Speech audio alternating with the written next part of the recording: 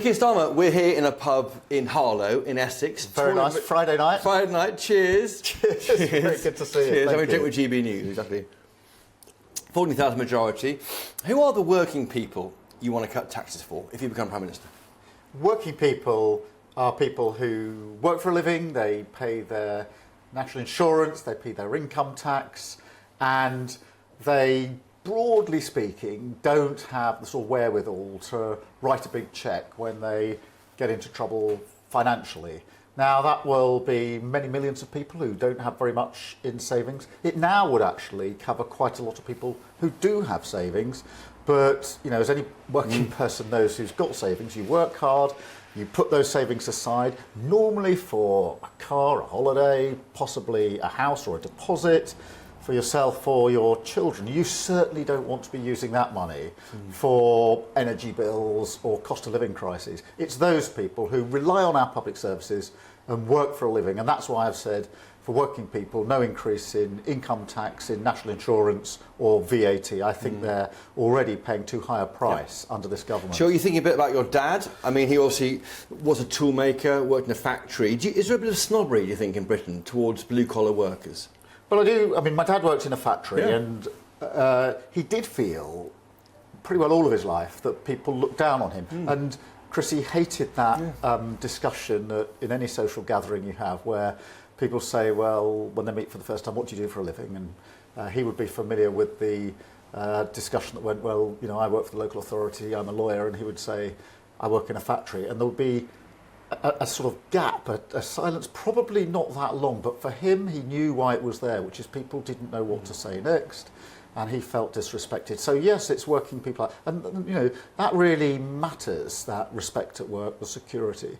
But these days, working people who don't have the wherewithal to sort of write a cheque to get out of financial difficulties, quite a big group now under this government. So working people with a few £1,000s of savings, that's about it. That's who you're thinking about, who you want to help the most if you become Prime Minister? Yeah, it could be more savings actually, but if you're a working person and you work really hard and you put your money in the bank to save, it's normally for a real purpose. You know, it could be you're wanting a bigger deposit on a bigger house, it could be a holiday, a special Christmas, special occasion. What you don't want, if you've worked really hard, and you know, I really understand this because it's, you know, working people, it's really deep in me. If you've worked really hard and put that money in the bank for a special occasion, to then have to draw it out because public services aren't what they are, you can't pay your bills, that is something which is really hard for working people.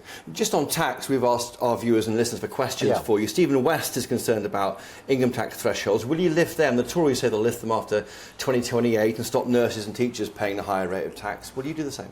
Well, I do want to bring those taxes down, but I'm not going to make promises that are unfunded. I think that's the big mistake that Liz Truss made. She made promises that were unfunded, tax cuts in her case. And the economy took a battering and working people are paying the price. Well, you both are banking on growth, aren't you? For your Truss wanted growth, you want growth. Yes. So you've taken some lessons from Truss in a way? I haven't taken any lessons from Truss. Well, at least I've taken one lesson, which is never, ever, ever have unfunded commitments because working people pay the price. There'll be people watching, Chris, your viewers, who have maybe been on a fixed rate mortgage for a number of years, coming off now, get a new mortgage and it's gone up several £100s, and you know they are really paying the price. So that's the lesson from Truss: never do that again. Stabilise the economy, but also grow the economy. Yeah. There are numbers out today on benefits. 25 billion paid on benefits last month, and in here I can't find evidence you want to cut the benefits bill. The Tories are saying they'll cut it by, I think it's 12 billion or so by 2028-29. Why are you happy not to leave that number unchallenged? Well, just on the Tories numbers, the money they say that they found in their manifesto to fund their commitment was announced in November last year. Unfortunately, Jeremy Hunt, the Chancellor, said, I'm afraid but money's already accounted for. But my approach, it's too big. It is very big, and we do need to get that number down. There's no doubt about that. And that's why what you will find in our manifesto is our back to work plan. Many people on long-term sickness, we need to get them back into the workplace. 2 or 3 ways of doing that. Businesses will support this. I've been to see some of these initiatives. So many people are able to get back into work if they're supported back into work. And I want to radically restructure the job centres. And bring down the cost of benefits. Well, I was really surprised that job centres are not places where businesses go to find the people they need for the vacancies. So there's a mismatch there. So I want to bring together careers in the old days, they were. and job centres. Yeah, so it can't be just a way of dispensing benefits. It's got to be a real shop front for business, and we want businesses to say that is the place we will go and bring down to recruit, the bill and therefore bring down the bill okay. and get people back. It's a double benefit. You bring down the welfare bill, but also you get people back into work, which massively helps the economy. Other taxes, new council tax bans, yes or no? Is that the idea? No, we're not. All of our plans are fully costed, fully funded. But wealth, they're not mentioned here, council tax. Yeah, we're fully funded, fully costed. Every single plan in this very good manifesto is funded. We've said where the money comes from, and they don't require tax rises. But what I'm not going to do, Chris, and I'll be very straight with you, is I'm not going to write 5 years' worth of budgets. Yes. 2 or 3 weeks before the election. A lot of our viewers are drivers. They worry about the fuel duty. We're in Halfond country, Robert Halfond country. He got the fuel duty frozen. Will you keep that fuel duty free? On fuel duty, obviously, we're very sensitive to this because we know how impactful it is.